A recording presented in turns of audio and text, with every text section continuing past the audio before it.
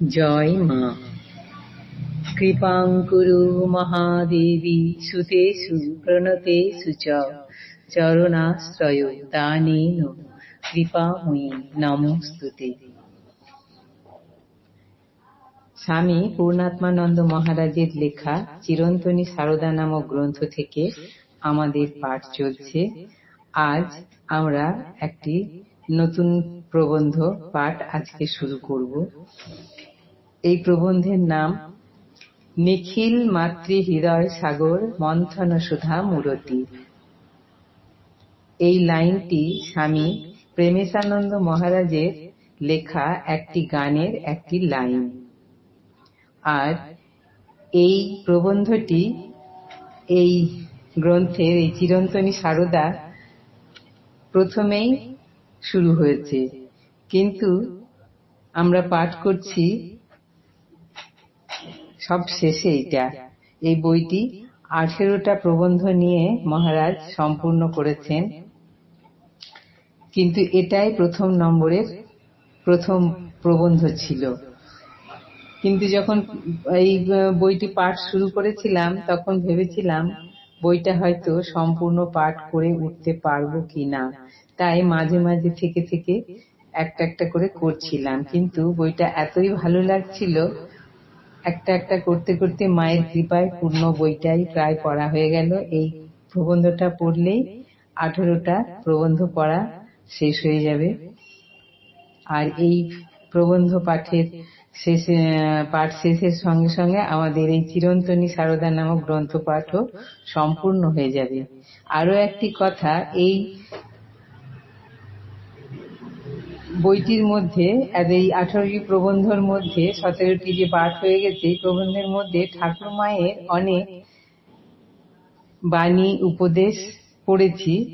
আগেও পড়েছিলাম সেই সব বাণী উপদেশ, কিন্তু সেইগুলোর থেকে কতটুকু কি নিতে পেরেছিলাম জানি না। কিন্তু এইখানে মহারাজ এত সহজ সরল ভাষায় সেইগুলোকে বিশ্লেষণ করেছেন, যা আমার মনে হয় আমার তো নিশ্চয়ই, তার সঙ্গে আমার মনে হয় অনেকেরই অনেক এটা মননশীল হবে এবং অনেক হৃদয়গ্রাহী হয়েছে।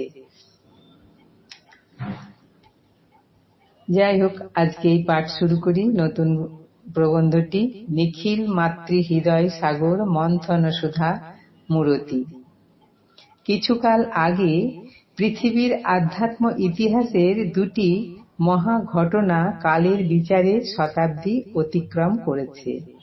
একটি বহুল পরিজ্ঞাত, তা হল শ্রীরামকৃষ্ণের তিরোধান, যা ঘটেছিল 1886 খ্রিস্টাব্দের 16ই আগস্ট। অপরটি বিশ্বপ্লাবী মাতৃস্নেহ বক্ষে ধারণ করে সারদা দেবীর আবির্ভাব, যার ব্যাপকতর সূচনা শ্রীরামকৃষ্ণের তিরোধানের মুহূর্ত থেকেই। তাঁর এই আবির্ভাবের মধ্যে ছিল শ্রীরামকৃষ্ণের আকুতি ও সাধনার পরিপূর্তি।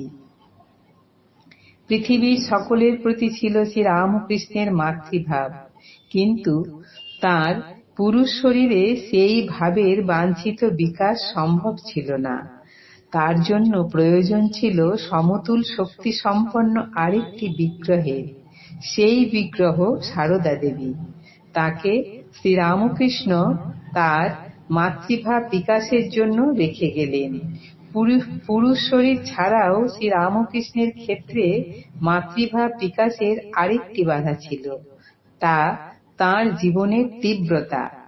বর্তমান পৃথিবীর আধ্যাত্ম ইতিহাসে শ্রীরামকৃষ্ণ সূর্য সদৃশ ব্যক্তিত্ব। তার অসাধারণ তপস্যা, অভূতপূর্ব ত্যাগ, অলৌকিক জীবন এবং অপরিমেয় আধ্যাত্ম বিভূতি জগতের বিরাট বিস্ময়। এমনই সেই মহাজীবনের প্রখর দ্যুতি বিচ্ছুরণ, যে দৃষ্টিপাত করা মাত্র চোখ ধাঁধিয়ে যায়। সেই অগ্নিশঙ্কাশ পুরুষ যখন স্থূল অর্থে বিদায় নিলেন, তখন জগতের আধ্যাত্ম গগন সূর্যহীন হয়ে পড়ল।